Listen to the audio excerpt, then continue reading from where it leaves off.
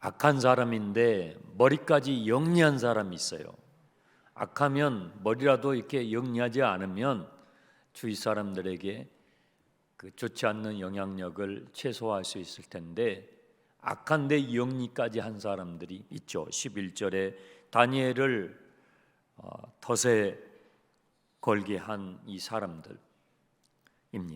법을 만들었죠. 법을 만들 수 있는 그 위치가 있고 그만한 머리가 있는 사람들인데, 그 덫에 다니엘은 걸려들 수밖에 없었습니다. 12절에 이에 이들이 왕에게 우르르 몰려가서 왕이시여, 왕께서 금령을 내리시지 않았습니까? 누구든지 지고화를 막론하고 한 달간 왕 외에 그 어떤 신에게라도 예배하거나 절하거나 기도하게 되면 사자굴에 던질 거라고 금령을 내리시지 않으셨습니까? 그랬지. 왕에게 지금 확인을 받는 거예요. 유대 땅에서 사로잡혀 온 다니엘이 왕께서 세우신 금령을 존중하지 않고 하루에 3번씩 그가 섬기는 하나님께 기도하고 있습니다. 고발을 하는 거예요. 기다렸다는 듯이 고발을 하는 것이죠. 왕이 어떻게 했어요? 아차 싶죠. 함정이었구나. 그런데 때가 늦었죠. 신하들의 말을 그대로 믿은 거예요. 어쩌면 왕에게도 너무나 기분이 좋았던 법안이었죠. 왕의 권위를 강화하고 이제 막 출범한 새로운 제국이 아직 안정기를 구축하지 못했기 때문에 신하들이 정말 충성심에서 나온 그런 법안이라고 생각하고 싶었고 했겠죠. 그런데 아차 싶은 거예요. 함정이었구나. 그런데 때는 늦은 것입니다. 왜 다니엘은 그가 알고도 이것이 자신을 향한 함정인 줄 알고도 왕 앞에 가서 왕이시여, 저들이 왕을 지금 속이고 있는 것입니다. 이 법안은 저를 잡자고 지금 함정을 파는 것입니다 라고 항변하지 않았을까요? 그도 총리잖아요. 항변할 수 있었잖아요. 그런데 하지 않았어요. 그리고 창문을 열고 공개적으로 하루에 한 번이 아니에요. 3번씩이나 아침, 오후, 저녁 3번씩이나 한 거예요. 날 잡아가라는 듯이 그렇게 기도를 했던 것이죠. 마치 3장에서 그의 세 친구들이 한 번만 내가 더 기회를 줄 테니까 느부갓네살 왕이 세운 그 신상 앞에 절하라고 한 번 더 기회를 받았을 때에 그리하지 아니하실지라도 우리는 그럴 수 없습니다. 왕께서 세우신 신상 앞에 우리는 절할 수 없습니다. 우리는 여호와 하나님만을 섬깁니다 하고 공개적으로 자기 신앙을 천명하고 풀무불 속에 뛰어들어갔던 그의 친구들처럼 지금 다니엘도 똑같이 한 달만 참으면 되잖아요. 한 달만 창문 닫고 이불 쓰고 기도하면 되잖아요. 그런데 그렇게 하지 않았다는 거예요. 항의하지 않았어요.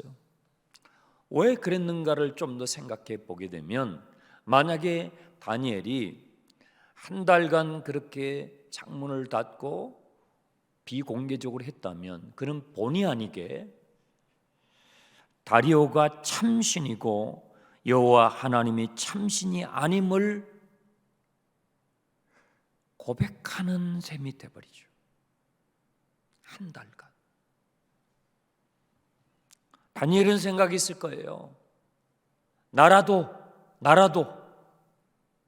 나 한 사람이라도 진정한 하나님은 여호와 하나님이신 것을 드러내고 싶다 하는 그 마음의 꿈틀거림이 있었던 거예요.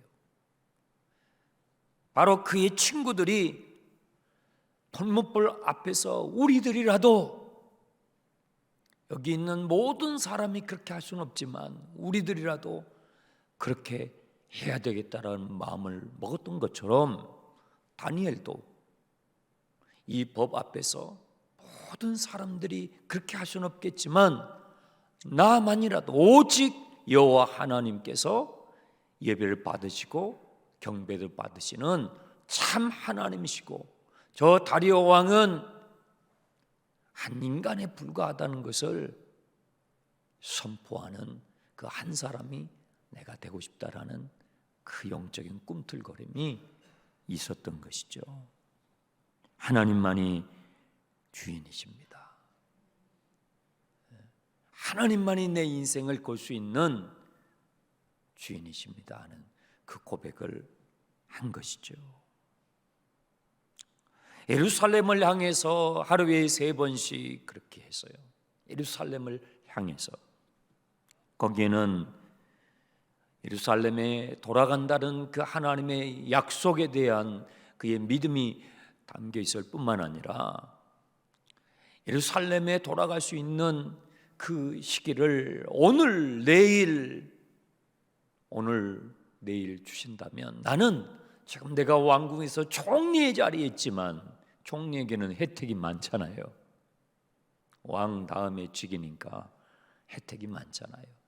내가 왕궁에서 누리는 이 모든 혜택, 이 많은 혜택이 있다 할지라도 이것을 다 놔버리고 나는 예루살렘으로 가겠습니다 하는 그 고백이 담겨 있는 거예요.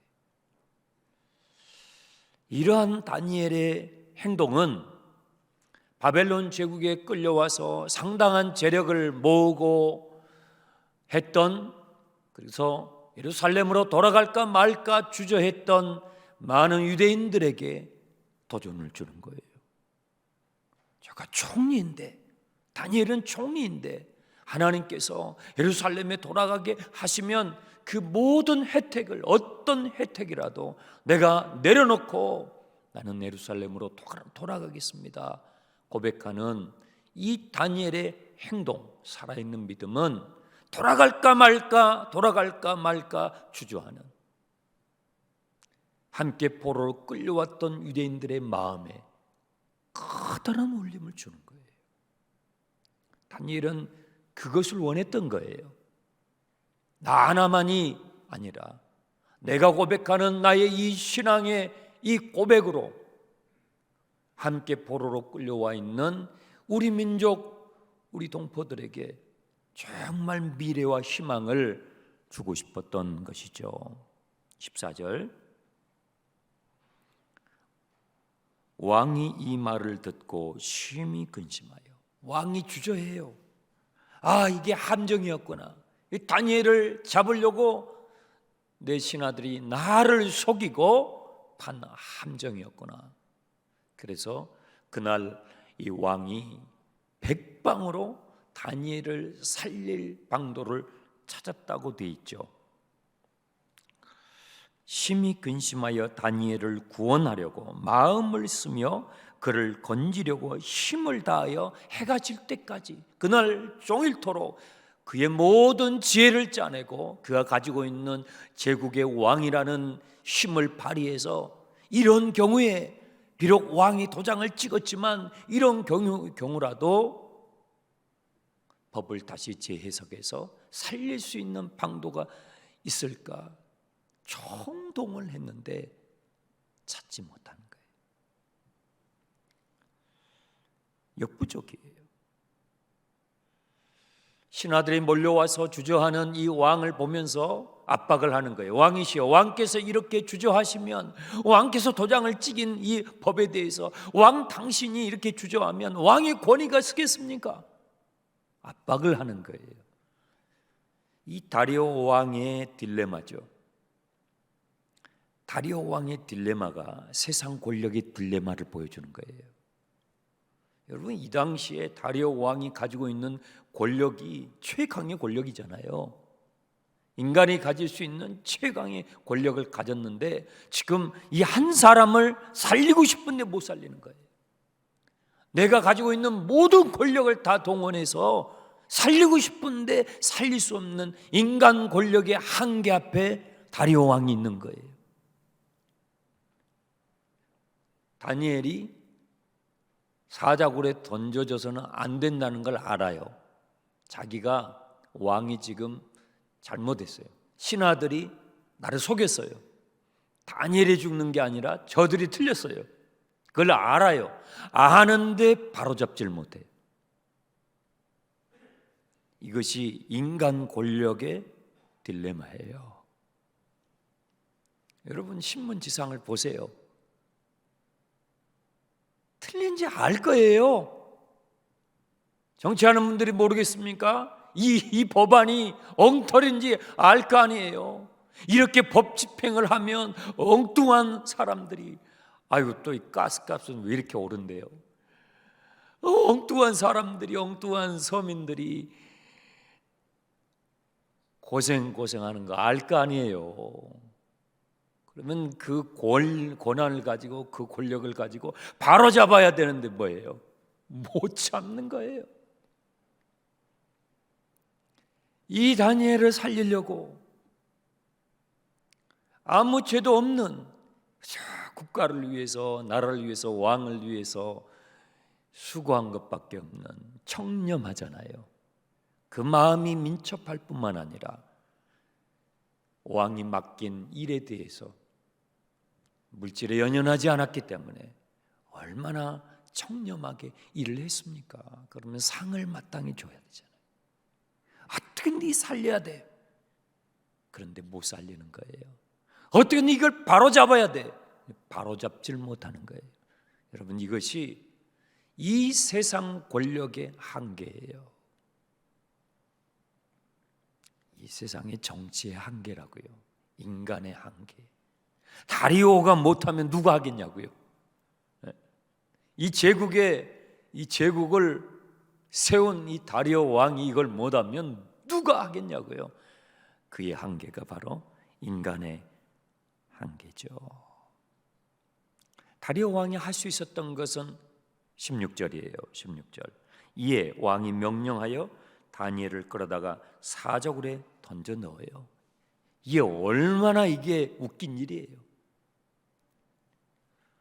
다니엘을 사자굴에 던져놓고 왕이 다니엘에게 하는 말이 더 웃기는 거예요. 너가 항상 섬기는 너의 하나님이 너를 구원하시리라. 내가 가지고 있는 힘으로 너를 구원하고 싶지만 못하겠다는 거죠. 인정하는 거예요.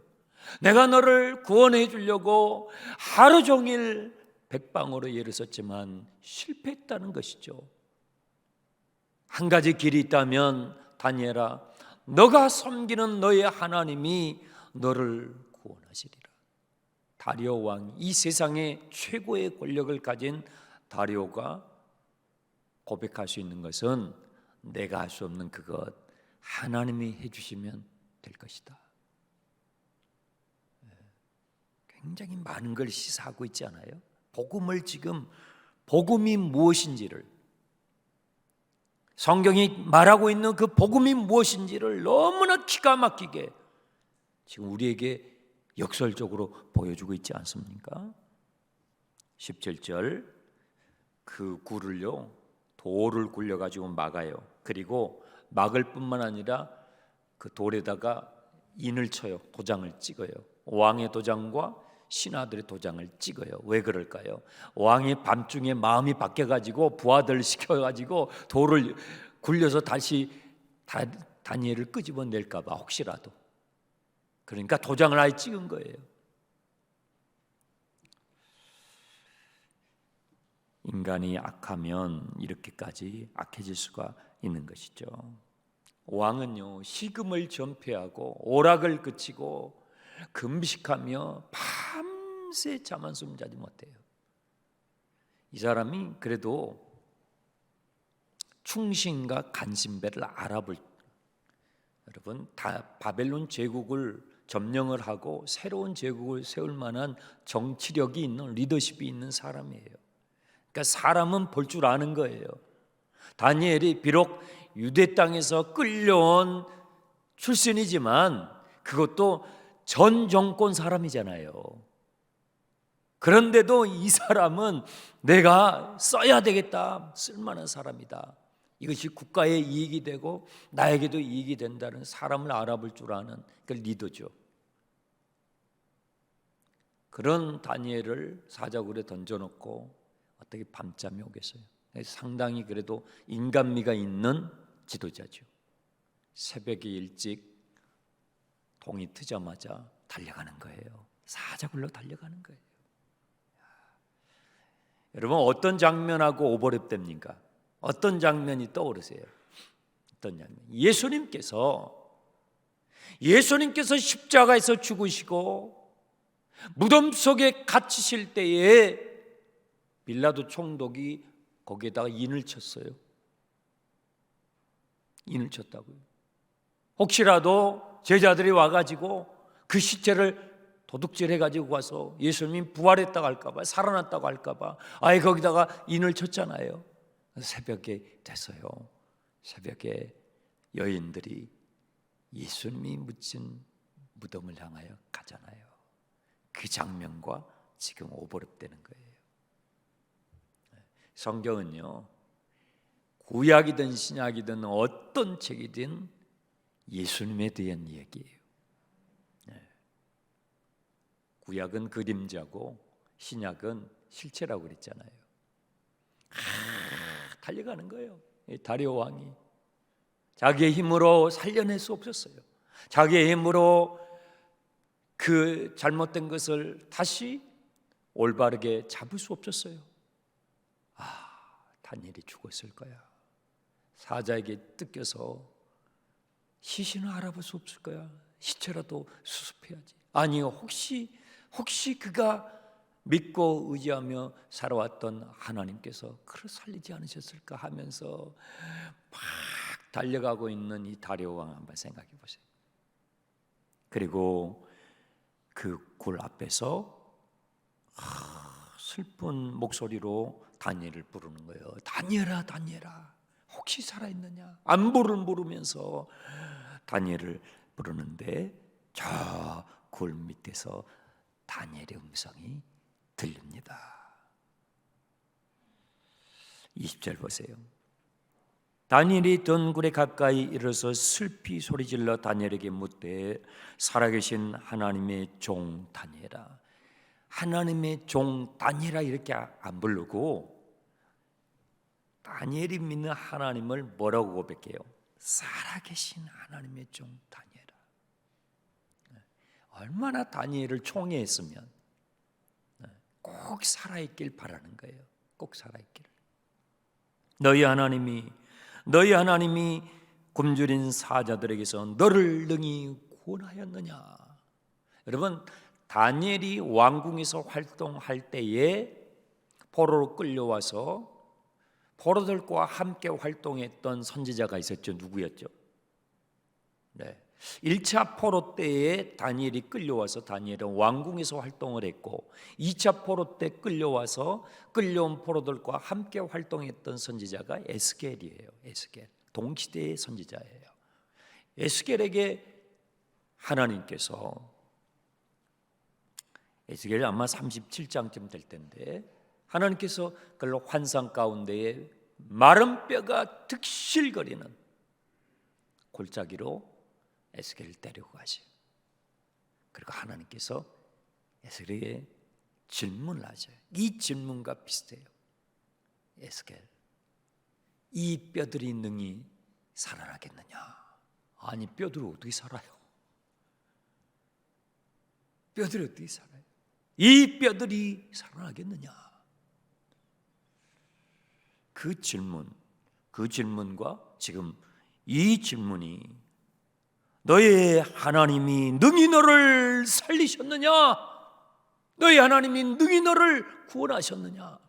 이것은 다니엘 한 사람에 대한 질문이기보다는 사잘구와 같은 사방의 우겨쌈을 당하는 종으로 끌려와서 자신의 힘으로 자신의 능력으로는 도저히 나갈 수 없는 상황에 던져져 있는 이스라엘 민족을 향한 주님의 질문이고, 죄와 죽음의 사슬 가운데 묶여 인간의 지혜와 힘으로는 올바른 것을 바로잡을 수 없고 틀린 것을 바로잡을 수 없고 죽음 가운데서 생명을 만들어낼 수 없는 그 딜레마에 빠져있는 모든 저와 여러분과 같은 인생을 향한 하나님의 질문인 거예요.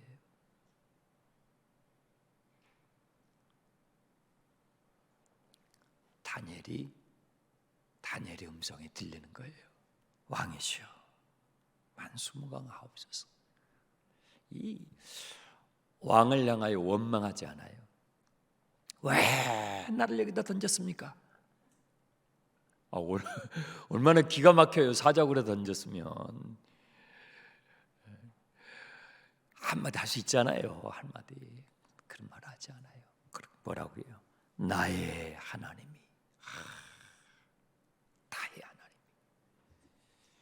나의 하나님이 이미 천사를 보내서 이 굶주린 사자들을 마치 풀무불에 던져졌을 때에 제4의 존재, 그렇죠, 제4의 존재가 뛰어들어가 그 풀무불 속에 있었던 사드락 메삭 아벳느고를 품어 상함도 해함도 없도록 했던 것처럼 다니엘의 사자굴에 들어 던져질 때에 이미 하나님께서 그의 사자를 보내셔서 사자들이 입을 막으셨다는 거예요.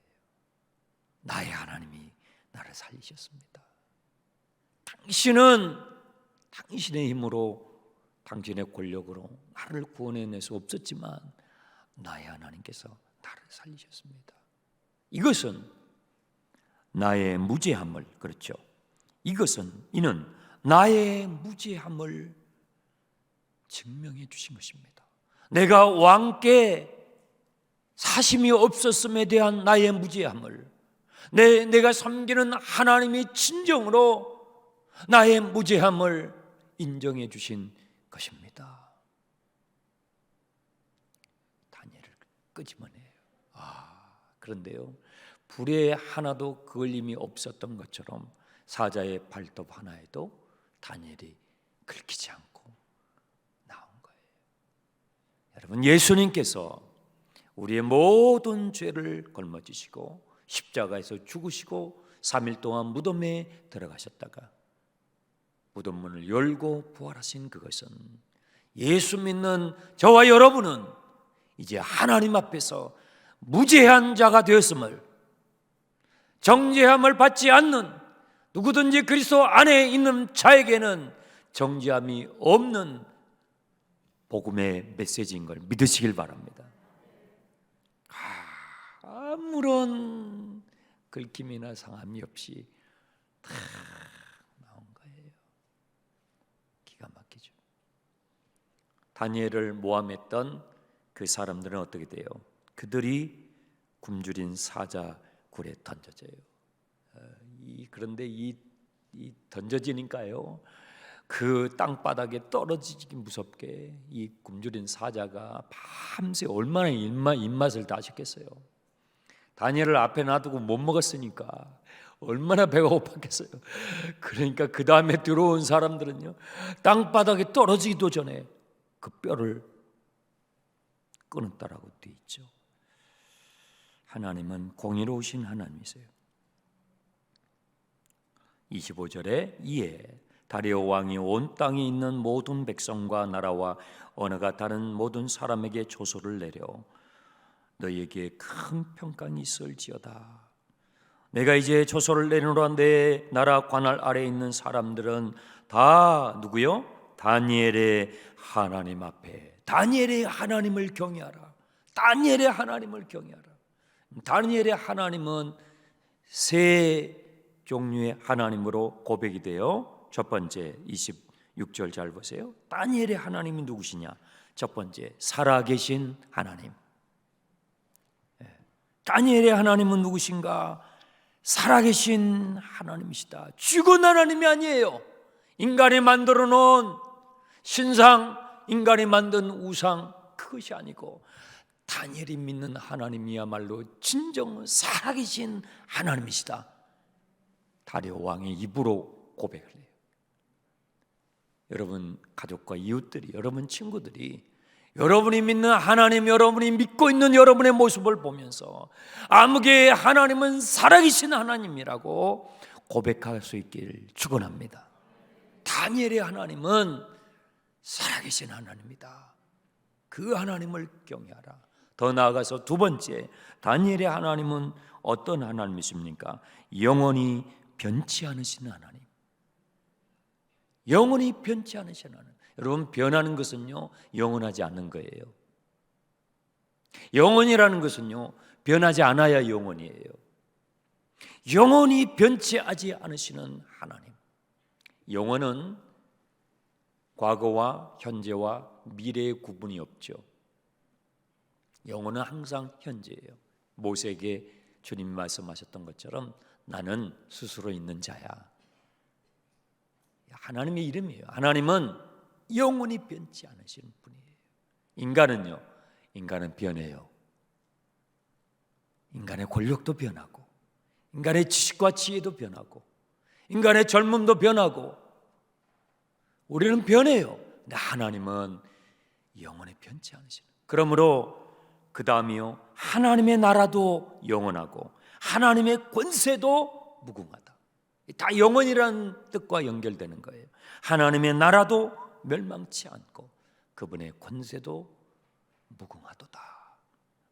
다리오 왕이 그 당대 최고의 권력가잖아요. 그의 이름으로 다니엘의 하나님을 막 찬송하게 된 거예요. 세 번째, 다니엘의 하나님은 한 발 더 나아가서 구원하시는 하나님. 27절에 나오죠. 구원하시는 하나님. 영원하신 하나님은 초월적인 하나님이시죠. 그 초월적인 하나님께서 뭐예요? 우리의 고통하는 우리의 삶 속에 사절과 같은 죽음이 엄습하는 죽음의 문턱에서 씨름하는 우리의 현실 속에 뛰어 들어오셔서 우리를 구원하시는, 우리를 살리시는 살아계신 하나님. 다니엘의 하나님은 살아계신 하나님. 다니엘의 하나님은 영원하신 하나님. 다니엘의 하나님은 구원하신 하나님이십니다. 그 조서를 발표하는 거예요. 세상에 왕이. 그 왕이 아주 그냥 법을 다 동원해 가지고 전도하는 거예요. 전도. 자기의 모든 지위와 사회적인 위치를 다 동원해 가지고 전도하는 거예요. 이게 우리나라를 살리는 것이다. 이것이 최고의 정치다. 다니엘 그 한 사람을 통해서 이런 기가 막힌 하나님의 역사가 일어났어요. 살리고 싶지만 살릴 수 없었어요. 근데 하나님께서 살리셨어요. 바로잡고 싶었지만 바로잡을 수 없었어요. 그런데 하나님께서 바로잡으셨어요. 마지막 구절 보세요. 이 다니엘이 다리오 왕의 시대에 바사 사람 고레스 왕의 시대에 형통하였더라. 여러분, 형통이라는 것은 예수를 믿는 사람이 형통의 복을 누리는데, 형통이라는 것은요, 시련이 없는 게 아니에요. 고난이 없는 게 아니에요. 사자과 같은 그런 유혹과 시련 앞에서도 누가요? 하나님이 우리와 함께 계셔서 하나님의 하나님 되심을 우리의 인생을 통해 그분이 살아계시고 그분이 영원하시고 그분이 구원자 되심을 드러내는 바로 그것이 형통의 복인 것입니다. 우리 낙원교회 성도님들 한 분 한 분 시련과 고통과 고난 가운데에 크고 작은 어려움 가운데 계시지만 여러분이 믿는 그 하나님이 살아계신 하나님, 영원하신 하나님, 구원자 되신 하나님을 경험하는 복된 해가 되시길 축원합니다. 기도하겠습니다. 살아계신 하나님 아버지, 감사합니다. 다니엘의 하나님, 나의 하나님 되심을 믿고 감사합니다. 영원 불변하신 하나님, 하나님의 말씀은 변함이 없습니다. 인간의 권력으로 할 수 없는 그 일, 인간의 힘으로 바로잡을 수 없는 바로 그것을 우리 주님께서 하신 걸 봅니다. 오 주님, 다니엘의 그 믿음을 우리에게 선물로 주옵소서. 아니, 다니엘의 자기의 삶을 주님께 걸었던 그 믿음의 행동을 우리에게 허락해 주옵소서. 예수 그리스도의 이름으로 기도합나이다.